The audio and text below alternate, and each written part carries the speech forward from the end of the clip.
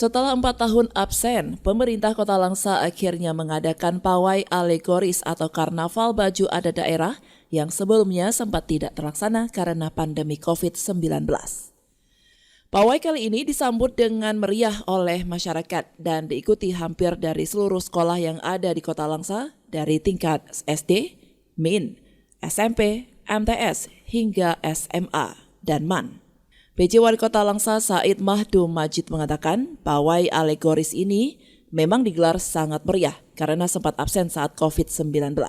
Antusiasme para siswa-siswi membuat pawai pakaian adat ini semakin meriah. Selain tampil dengan pakaian adat, pihak sekolah dan murid berlomba-lomba untuk menampilkan kreativitasnya agar menarik perhatian dewan juri. Pawai alegoris ini, kata Said, merupakan sebuah tradisi yang ada sejak lama dan harus dipertahankan. Dengan adanya pawai ini, banyak juga pedagang jajanan di kawasan Langsa dan sekitarnya yang merasakan dampaknya karena adanya perputaran ekonomi. Mudah-mudahan situasi kondisi seperti ini dapat kita pertahankan untuk ke depannya, karena kegiatan ini saya melihat memberikan kegairahan kepada anak-anak sekolah, terutama kepada peserta-peserta alegoris ini.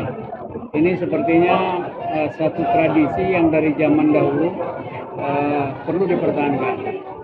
Dari Langsa, Seli Novita melaporkan untuk Puja TV Aceh.